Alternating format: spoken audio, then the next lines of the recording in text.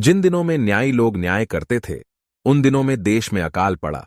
तब यहूदा के बैतलहम का एक पुरुष अपनी स्त्री और दोनों पुत्रों को संग लेकर मुआब के देश में परदेशी होकर रहने के लिए चला। उस पुरुष का नाम एलीमेलेक और उसकी पत्नी का नाम नाओमी और उसके दो बेटों के नाम महलोन और किलियोन थे। ये एप्राती थे, अर्थात यहूदा के बैतलहम के रहने वाले थे। वे मुआब के देश में आकर वहां रहे। और नाओमी का पति एलीमेलेक मर गया और नाओमी और उसके दोनों पुत्र रह गए।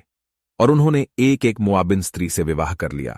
एक का नाम ओरपा और दूसरी का नाम रूत था। फिर वे वहां कोई 10 वर्ष रहे। जब महलोन और किलियोन दोनों मर गए, तब नाओमी अपने दोनों पुत्रों और पति से रहित हो गई। तब वह मुआब के देश में यह सुनकर कि यहोवा ने अपनी प्रजा के लोगों की सुधि लेके उन्हें भोजन वस्तु दी है, उस देश से अपनी दोनों बहुओं समेत लौट जाने को चली।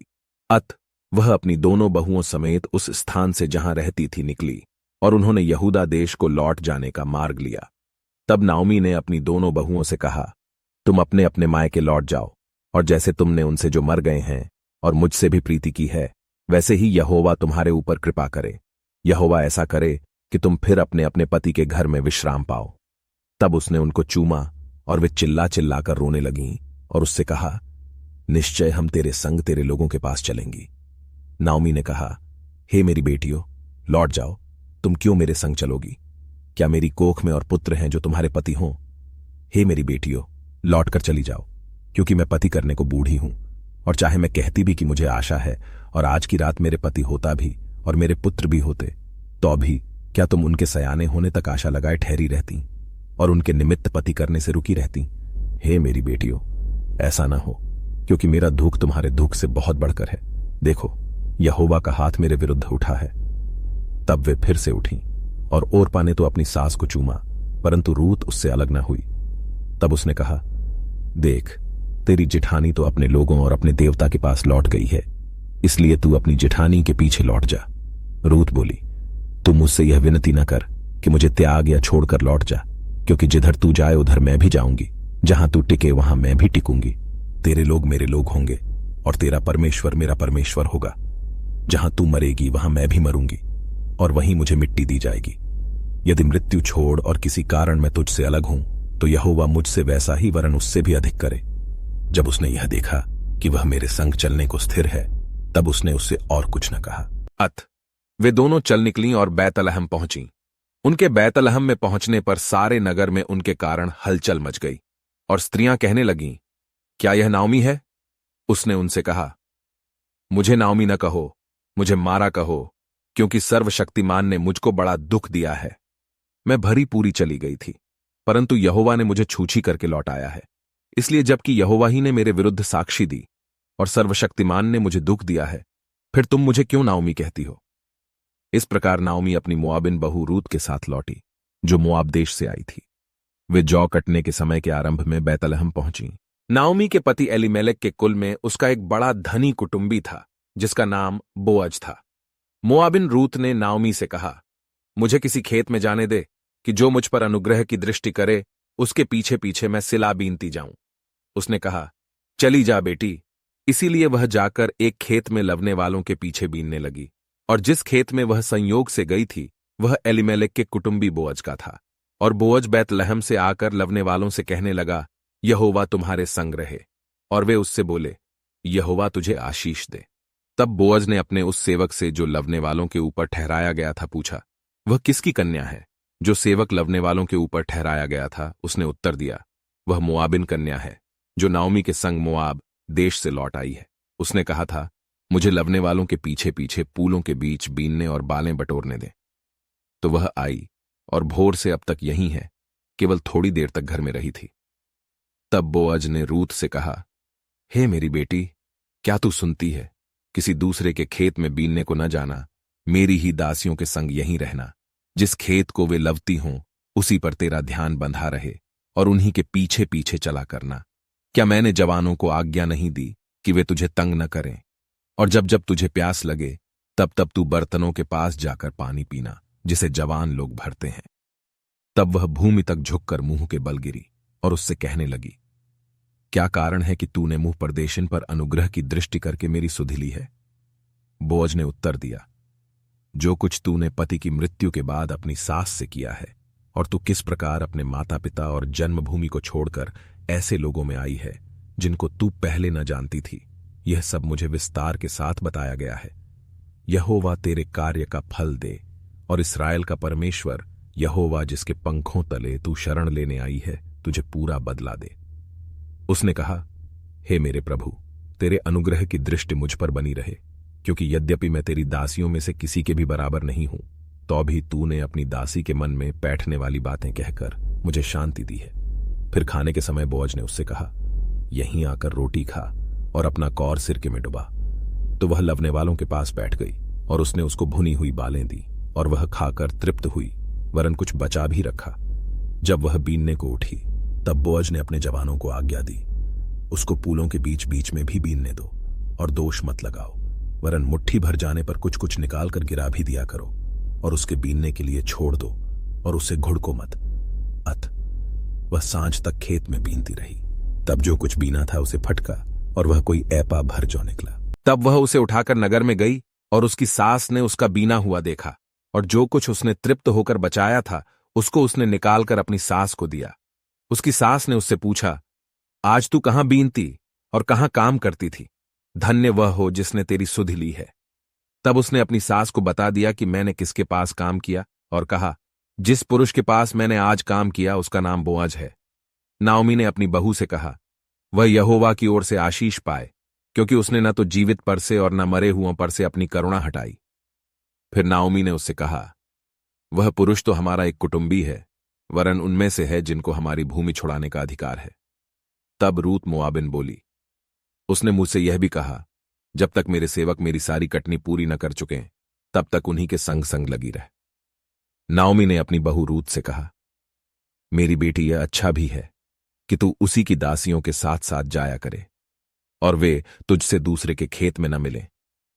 इसलिए रूत जौ और गेहूं दोनों की कटनी के अंत तक बीनने के लिए बोअज की दासियों के साथ साथ लगी रही और अपनी सास के यहां रहती थी। उसकी सास नाओमी ने उससे कहा, हे मेरी बेटी, क्या मैं तेरे लिए ठाव न ढूंढूं कि तेरा भला हो? अब जिसकी दासियों के पास तू थी, क्या वह बोअज हमारा कुटुंबी नहीं है? वह तो आज रात को खलिहान में जौ फटकेगा।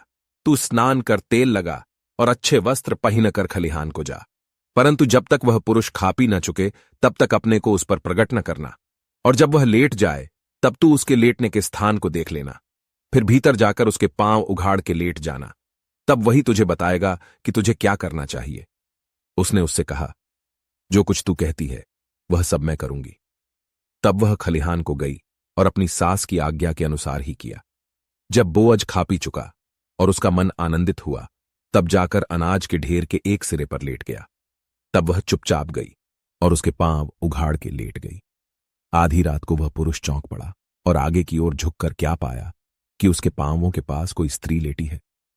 उसने पूछा, तू कौन है? तब वह बोली, मैं तो तेरी दासी रूत हूं। तू अपनी दासी को अपनी चद्दर ओढ़ा दे, क्योंकि तू हमारी भूमि छुड़ाने वाला कुटुंबी है। उसने कहा, हे बेटी, यहोवा की ओर से तुझ पर आशीष हो, क्योंकि तूने अपनी पिछली प्रीति पहली से अधिक दिखाई, क्योंकि तू क्या धनी क्या कंगाल किसी जवान के पीछे नहीं लगी।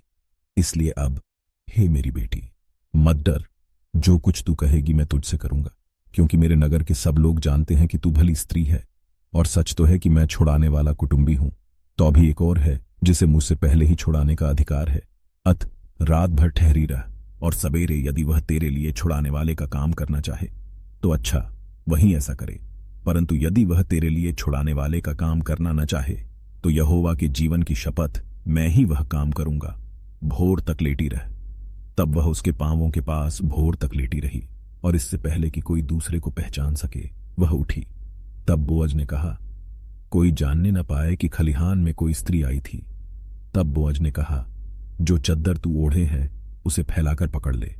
और जब उसने उसे पकड़ा तब उसने 6 नपुए जौ नाप कर उसको उठा दिया। फिर वह नगर में चली गई। जब रूत अपनी सास के पास आई तब उसने पूछा, हे बेटी, क्या हुआ? तब जो कुछ उस पुरुष ने उससे किया था वह सब उसने उसे कह सुनाया। फिर उसने कहा, यह 6 नपुए जौ उसने यह कहकर मुझे दिया कि अपनी सास के पास छूछे हाथ मत जा। उसने कहा, हे मेरी बेटी, जब तक तू न जाने कि इस बात का कैसा फल निकलेगा, तब तक चुपचाप बैठी रह, क्योंकि आज उस पुरुष को यह काम बिना निपटाए चैन न पड़ेगा। तब बोअज फाटक के पास जाकर बैठ गया और जिस छुड़ाने वाले कुटुंबी की चर्चा बोअज ने की थी वह भी आ गया। तब बोअज ने कहा, हे मित्र, इधर आकर यहीं बैठ जा। तो वह उधर जाकर बैठ गया। तब उसने नगर के 10 वृद्ध लोगों को बुलाकर कहा, यहीं बैठ जाओ। वे भी बैठ गए। तब वह उस छुड़ाने वाले कुटुंबी से कहने लगा, नाओमी जो मोआब देश से लौट आई है, वह हमारे भाई एलीमेलेक की एक टुकड़ा भूमि बेचना चाहती है। इसलिए मैंने सोचा कि यह बात तुझको जताकर कहूंगा कि तू उसको इन बैठे हुओं के सामने और मेरे लोगों के इन वृद्ध लोगों के सामने मोल ले। यदि तू उसको छुड़ाना चाहे तो छुड़ा, और यदि तू छुड़ाना न चाहे तो मुझे ऐसा ही बता दे कि मैं समझ लूं, क्योंकि तुझे छोड़ उसके छुड़ाने का अधिकार और किसी को नहीं है, और तेरे बाद मैं हूं। उसने कहा, मैं उसे छुड़ाऊंगा। फिर बोअज ने कहा, जब तू उस भूमि को नाओमी के हाथ से मोल ले, तब तुझे उसे रूत मोआबिन के हाथ से भी, जो मरे हुए की स्त्री है, इस विचार से मोल लेना पड़ेगा कि मरे हुए का नाम उसके भाग में स्थिर कर दे। उस छुड़ाने वाले कुटुंबी ने कहा, मैं उसको छुड़ा नहीं सकता, ऐसा न हो कि मेरा निज भाग बिगड़ जाए, इसलिए मेरा छुड़ाने का अधिकार तू ले ले, क्योंकि मैं उसे छुड़ा नहीं सकता। पुराने समय में इस्राएल में छुड़ाने और बदलने के विषय में सब पक्का करने के लिए यह प्रथा थी कि मनुष्य अपनी जूती उतार के दूसरे को देता था। इस्राएल में प्रमाणित करना इसी रीति से होता था। इसलिए उस छुड़ाने वाले कुटुंबी ने बोअज से यह कहकर, तू उसे मोल ले, अपनी जूती उतारी। तब बोअज ने वृद्ध लोगों और सब लोगों से कहा, तुम आज इस बात के साक्षी हो कि जो कुछ एलीमेलेक का और जो कुछ किलियोन और महलोन का था, वह सब मैं नाओमी के हाथ से मोल लेता हूं। फिर महलोन की स्त्री रूत मोआबिन को भी मैं अपनी पत्नी करने के लिए इस विचार से मोल लेता हूं कि मरे हुए का नाम उसके निज भाग पर स्थिर करूं। कहीं ऐसा न हो कि मरे हुए का नाम उसके भाइयों में से और उसके स्थान के फाटक से मिट जाए। तुम लोग आज साक्षी ठहरे हो। तब फाटक के पास जितने लोग थे, उन्होंने और वृद्ध लोगों ने कहा, हम साक्षी हैं। यह जो स्त्री तेरे घर में आती है, उसको यहोवा इस्राएल के घराने की 2 उपजाने वाली राहेल और लिया के समान करे, और तू एप्राता में वीरता करे, और बैतलहम में तेरा बड़ा नाम हो, और जो संतान यहोवा इस जवान स्त्री के द्वारा तुझे दे, उसके कारण तेरा घराना पेरेस का सा हो जाए, जो तामार से यहूदा के द्वारा उत्पन्न हुआ। तब बोअज ने रूत से विवाह कर लिया, और वह उसकी पत्नी हो गई। और जब वह उसके पास गया, तब यहोवा की दया से उसको गर्भ रहा, और उसके एक बेटा उत्पन्न हुआ। तब स्त्रियों ने नाओमी से कहा, यहोवा धन्य है, जिसने तुझे आज छुड़ाने वाले कुटुंबी के बिना नहीं छोड़ा। इस्राएल में इसका बड़ा नाम हो, और यह तेरे जी में जी ले आने वाला और तेरा बुढ़ापे में पालने वाला हो, क्योंकि तेरी बहू जो तुझसे प्रेम रखती और 7 बेटों से भी तेरे लिए श्रेष्ठ है, उसी का यह बेटा है। फिर नाओमी उस बच्चे को अपनी गोद में रखकर उसकी धाए का काम करने लगी, और उसकी पड़ोसिनों ने यह कहकर, नाओमी के एक बेटा उत्पन्न हुआ है, लड़के का नाम ओबेद रखा। यिशै का पिता और दाऊद का दादा वही हुआ। पेरेस की वंशावली यह है, अर्थात पेरेस से हेस्रोन, और हेस्रोन से राम, और राम से अम्मीनादाब, और अम्मीनादाब से नहशोन, और नहशोन से सलमोन, और सलमोन से बोअज, और बोअज से ओबेद, और ओबेद से यिशै, और यिशै से दाऊद उत्पन्न हुआ।